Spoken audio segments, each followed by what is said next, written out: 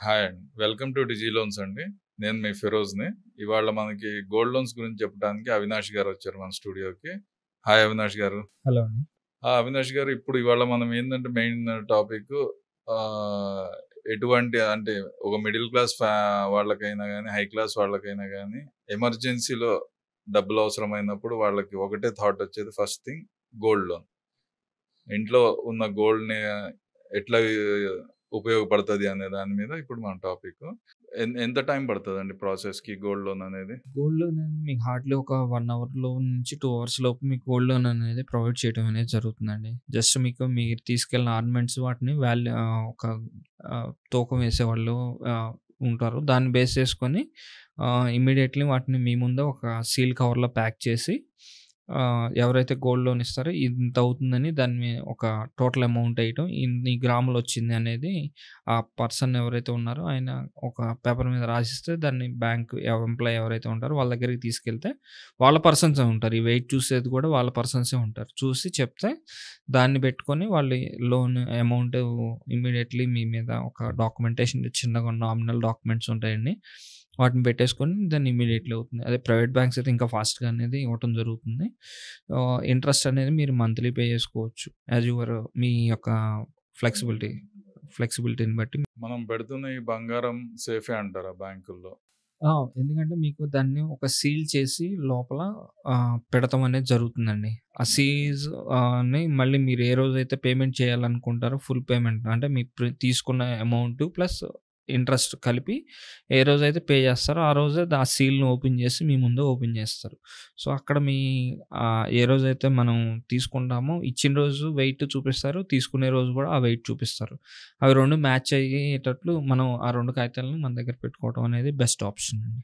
అంటే బ్యాంకులు ఇప్పుడు ప్రజల ధనాన్ని ఎంత జాగ్రత్తగా లాకర్స్‌లో పెడుతున్నారో, ఈ బంగారాన్ని కూడా అంతే సెక్యూర్డ్‌గా లాకర్స్‌లో పెట్టి జాగ్రత్తగా చూస్తున్నారు. ఓకే.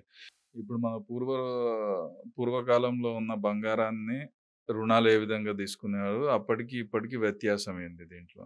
ఇప్పుడిక ఓల్డ్ డేస్‌కెళ్తే అండి, మీకు ఆ ఓల్డ్ డేస్‌లో మీ యొక్క ఇంట్లో ఎవరైనా రైతులు గానియండి, ఇప్పుడున్నంత జాబ్ ఆపర్చునిటీ అప్పుడు లేదు కాబట్టి, అప్పుడున్నటువంటి రైతులు గానియండి, ఏదన్నా వాళ్ళకి పంటలొచ్చినప్పుడు ఆ డబ్బులు తీసుకెళ్ళి బంగారం కొనుక్కోవటం అనేది మనకు ఆనవాయితీగా ఉందండి. అది మనం కొత్తగా ఏం చేసేదేం కాదు.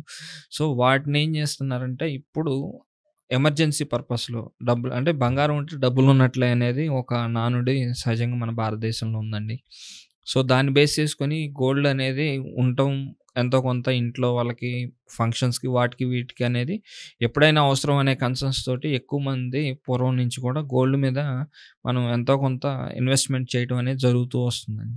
సో, దానికి ఏమవుతుందంటే అండి అప్పుడు ఇన్ని లోన్స్ కానియండి, ఇన్ని కన్సర్న్స్ ఇట్లా క్రెడిట్ కార్డ్స్ కానియండి, ఇలా ఇచ్చిన దాఖలాలు లేవు. కానీ మనం మారుతున్నటువంటి ప్రపంచంలో ఇప్పుడు బ్యాంక్స్ ఏంటంటే మేము వచ్చి డోర్ స్టెప్ ఇంటికొచ్చి ఇస్తాము అని ఇట్లాంటి కొన్ని బ్యాంక్స్ కానియండి, ఎన్‌బీఎఫ్‌సీస్ కానియండి, వాళ్ళే వచ్చి మేము ఫండింగ్ చేస్తాం మీకు అననే కన్సర్న్స్ తోటి మాట్లాడుతున్నారు.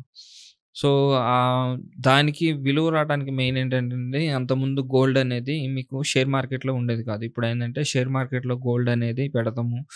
మనం ఉన్నటువంటి ఈ గ్లోబలైజేషన్‌లో అందరితో పాటు మనం కూడా ట్రావెల్ చేయాల్సొస్తుంది కాబట్టి, ఇలాంటి కన్సర్న్స్ తోటి చూస్తే గోల్డ్ విలువ అప్పటికి, ఇప్పటికి చాలా పెరిగిందండి ప్రైస్ పరంగా చూస్తే మీకు.